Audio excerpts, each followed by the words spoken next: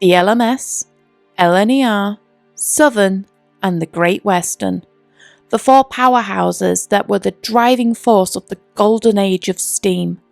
During their reign, records would be broken, engines would be pushed to their limits, and streamlining was at the forefront of engineers' minds. But within the ranks of the Big Four was a man who had a unique vision, and while the LNER and the LMS would lock horns over who would rule the lines to Scotland, and the GWR would do its own thing, Oliver Bulleid would do things his way. Although Oliver was born in New Zealand, his British roots ran deep. Heartache would follow young Oliver as he lost his father, and his mother moved the family back to the UK to live with relatives. He was sent to live with his uncle in Accrington, where his schooling involved mechanical studies and engineering. Seeing a talent, his uncle was keen to take his studies further, but his mother decided she wanted to emigrate again and put Oliver on a path to study law. Fortunately, Oliver's cousin had connections, and through him, Oliver managed to obtain an interview with Henry Ivett himself. Under his mother's nose, he secured a 4-year apprenticeship at Doncaster Works, and his legacy was secured all before the age of 20. During his time in his apprenticeship, he attended evening school to further his learning, and his completion gave him an established job at the Great Northern Railway with great potential. Oliver wanted to get a better understanding of the workings of the GNR, and what better way than doing that than working in those departments directly. The additional training made him a well-rounded and understanding engineer. After transferring to France to work with Westinghouse and marrying Ivett's daughter, he returned home to be the personal assistant to GNR and LNER great Sir Nigel Gresley. Sir Nigel, seeing the potential in Oliver, offered him 2 positions, and the majority would have chosen the superintendent posting, but Oliver knew what he wanted, and it was a decision that neither of them would regret, as both men drew up a close friendship.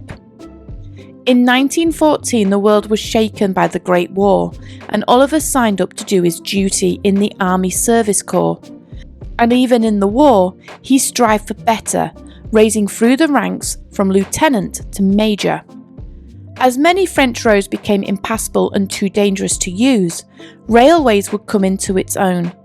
Oliver, considering his knowledge, was given the task of managing the rolling stock on the front.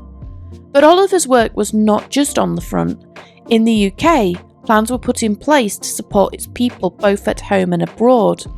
Undercover, a new port was constructed well away from the normal shipping channels near the town of Richborough. The inland port provided great cover, and the first roll-on, roll-off ferries were constructed for the job. It was simple to add in some rails, and then it could accommodate rail traffic with ease.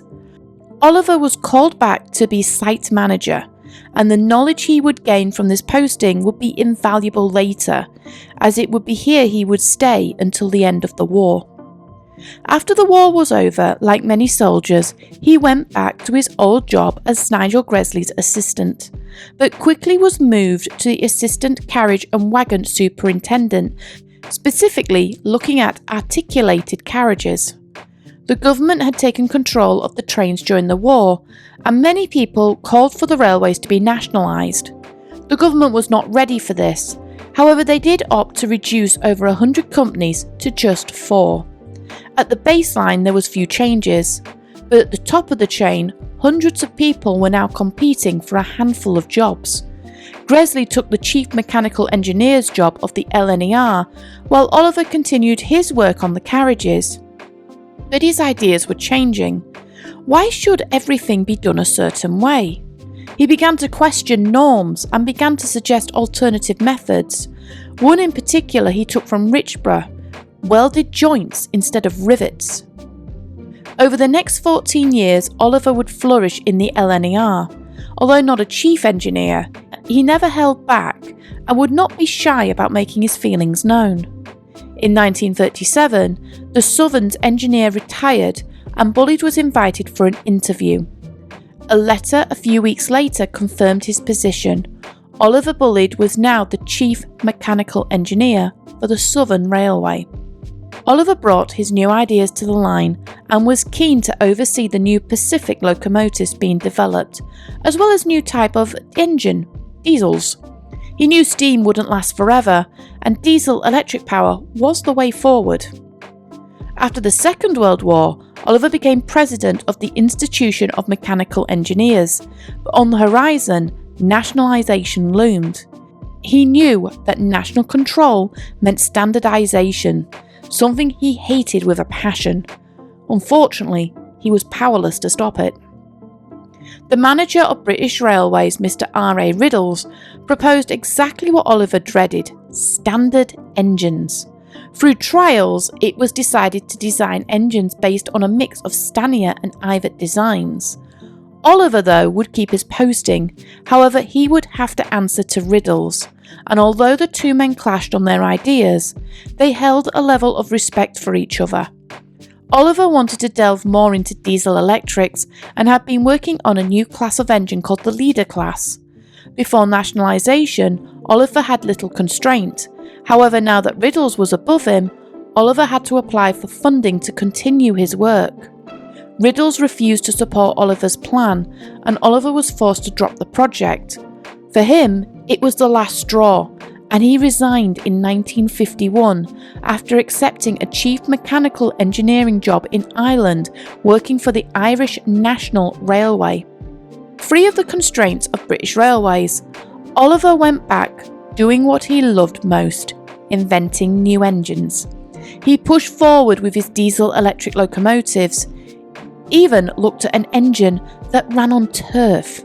He adored his job and was given creative freedom that he craved.